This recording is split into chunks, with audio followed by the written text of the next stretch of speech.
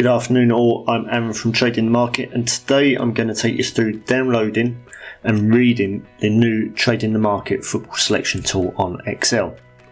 Now you can download this in two places. First of all, you can download it on Discord, so simply head over to our Discord site, head into data sheets and download either the tool itself or the daily selection sheets, which have no functionality to them, they just present all the data to you.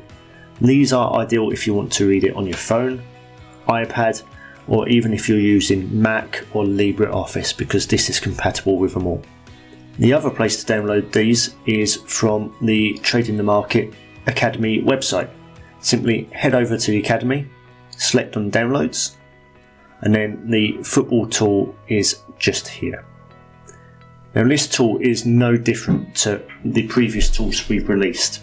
However, the main advantage of this tool is that it updates really quickly now, and it only looks out for 3 days, so it does not include the whole season's fixtures. It just gives you relevant data for that small period of time. So once you've downloaded it, open up Excel and you're presented with the football selection tool just here. To update the data, simply click this button in the top left hand corner and then select OK. Now for those who've used the previous selection tool, stand by to be amazed. This is how quick it updates. I'm sure you can all agree that is a hell of a lot quicker than previous. So let's go through the tool. First of all, it's got all the same data as previously, so there's no new data included here. The only advantage, as I've said before, is how quick this updates. The left hand side is the normal information you would expect from any sheet we produce. Obviously you expect to know what country the game's taking place in and what league, the date it's going to take place and what time, and who the two teams are. We need this information, otherwise it's pointless trying to trade the football. A lot of people do ask me regularly, how do I filter these sheets? So I will show you how I filter it depending on what strategy I want to play that day. So for example, if I want to play the over 3.5 strategy, I want numbers that are less than 5% for that game. I will go into detail what each column means in a minute. So to select that, you can see all the figures below 5% are highlighted in green. So the easiest way to do that is click on this little drop down arrow, select filter by colour and select green. So as you can see, over the next 3 days there are 5 games that would be potential candidates for trading the Laylee over 3.5 strategy. To clear these filters, click on the little drop down again and simply select clear filter. So let's go through each of these columns one at a time to understand what each of them means and how you can use it to trade the market effectively for any game you choose. First up is lowest GP. GP stands for games played. Now we recommend you do not trade any game where a team has played less than 8 in that season.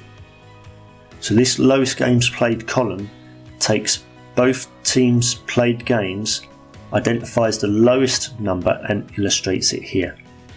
So you're able to filter out all those numbers below 8.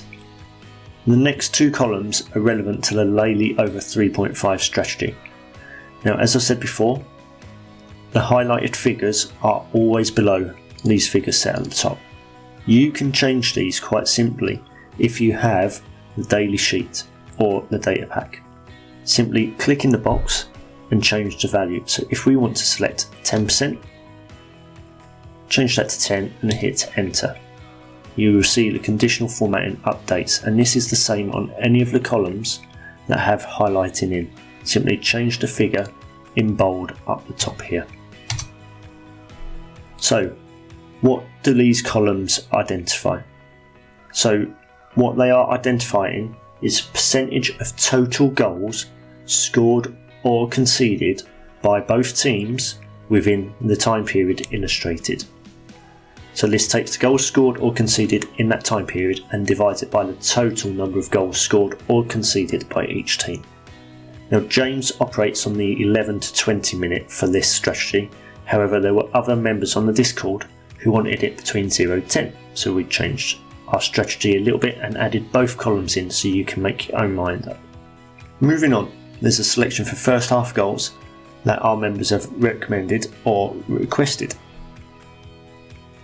So in the first two columns, it identifies how many in the last 8 games by pictorial representation that team have scored or conceded when they've either been at home or away. This worked left to right with the newest game on the left hand side. If it's got a no, then it indicates that the first half there were no goals scored or conceded. So if we look at this top line, we can see the home team have had 0-0 at half time in 4 out of their 8 last matches. The away team, when away from home, have had 0-0 in 3 out of their last 8 matches.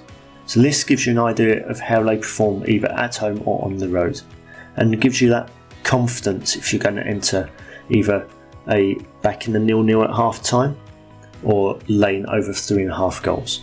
Column L is a percentage of last 8 games between the two teams that have had a first half goal either scored or conceded. Column N and column R directly relate to each other. The sum of these two columns for any of the games will always equal 100%. That's because we take these stats from SoccerStat Direct, and these are a ratio of teams' first half goals to second half goals. Now, as with all ratios in percentages, we want them to add up to 100%, and that is exactly what this does. The difference between the first half goals season here and the first half goals that I've devised is that mine take into account goals scored or conceded in the first half or second half by teams. So the higher this number is, the more chance there will be of a goal within the first half if we're using columns N and O, or second half if we're using P and Q. That is why there's often a disparity between the two, because SoccerStats only look at teams for scoring, where I've identified teams scoring or conceding in that time period. Column S is the same as column L, so I don't need to re-explain that. However, that is for second half goal, not the first half goals. As we move down the spreadsheet, you notice the teams on the left will stay the same. That makes scrolly a lot easier for everyone to see what teams relate to what stats. Column T through W looks at identifying the number of games in the last 8 where the combined of these two teams have had either over 0.5, 1.5, 2.5 or 3.5 goals. This is critical analysis if you need to, or want to shall I say, take on TTM's lay the under 1.5 strategy. Again, up the top are numbers that you can change to make the criteria fit yourself. Columns X through AA are the implied odds for start of the game, depending on how often in the last 8 that has been achieved. So we can see that in the last 8, the two teams at the top have had 93.8% of their games with at least one goal. So the implied odds are what we would assess as value. Now, I know no one is going to take 1.07 or even 1.01 as the one below would be, because they're not value. However, these are a true representation of what the odds would be when we consider just the last 8 games. Column AB and AC is another pictorial representation of games for the last 8 where goals have been scored or conceded, as the first half goals earlier was. Moving on, columns AD through AK give you the individual team stats for the last 8 games for goals of 1, 2, 3 or 4 in a game.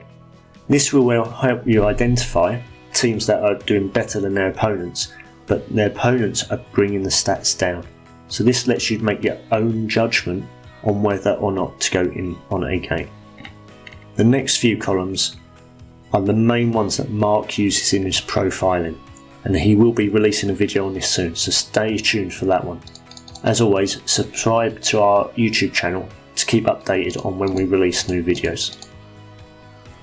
So points per game. This is often confusing for people, so I will try and explain it as best that I can. So points per game for the season is the average point that teams have taken per game over the season. And that one's the simple. Last 8 is just the games in the last 8, just the points in the last 8 games. Now we can use this to compare the two, and this gives us a value in this column here. So this is points per game taken away from points per last 8. If the team have a negative value, as these 3 here, it would suggest that over the last 8 games they've either played incredibly hard opposition that they were never likely to beat, or they have been on a bit of dip of form, either losing or drawing significantly.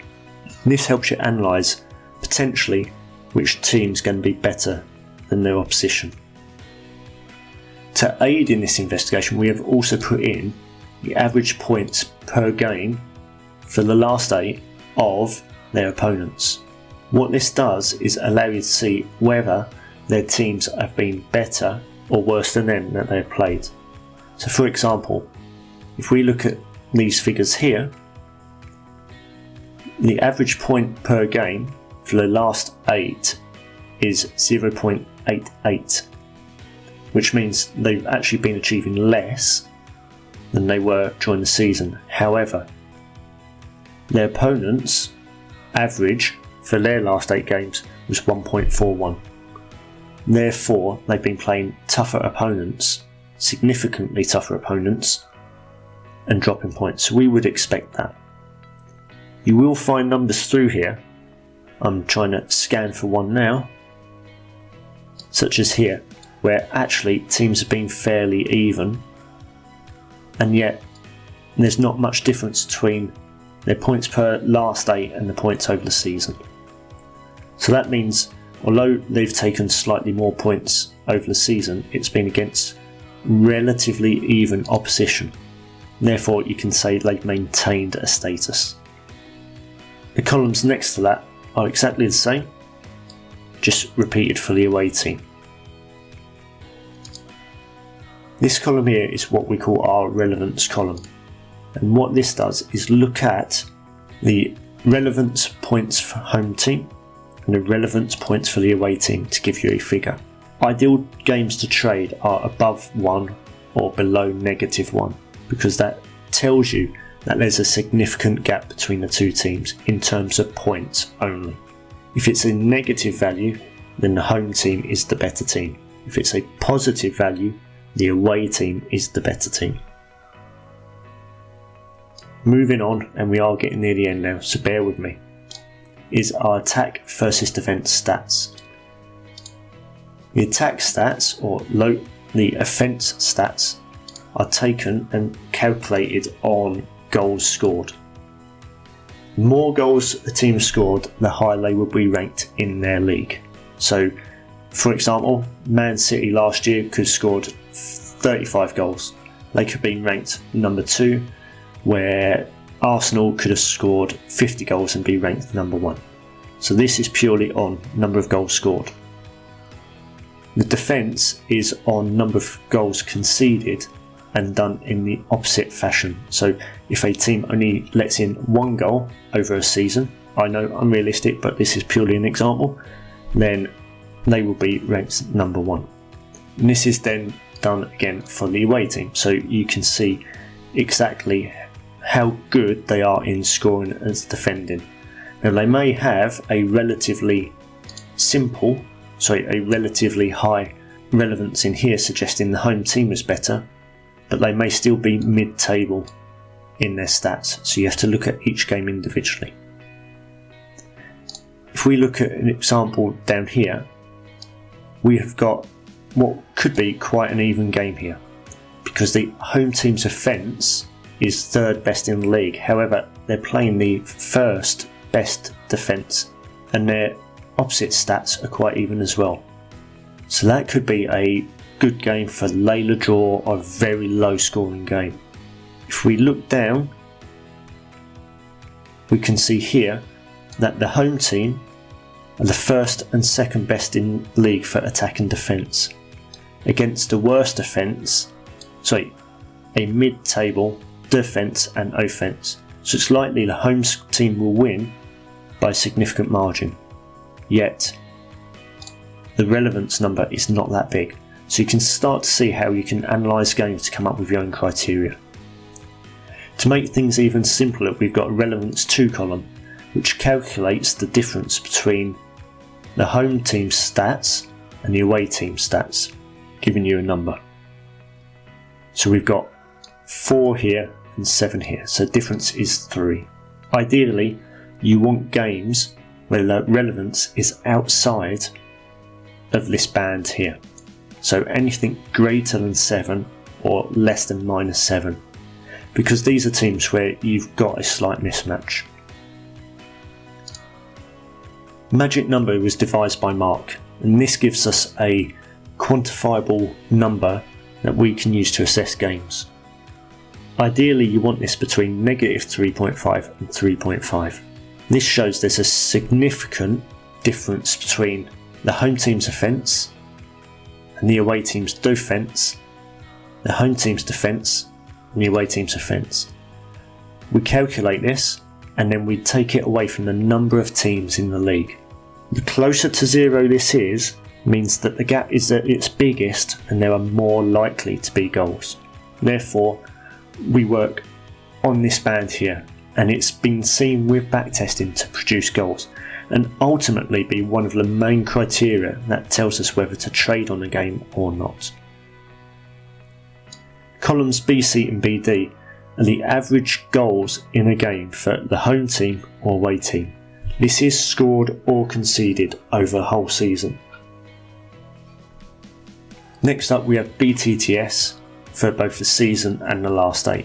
This is a stat people asked us to include, but we've done no analysis on it, and this is drawn straight from soccer stats.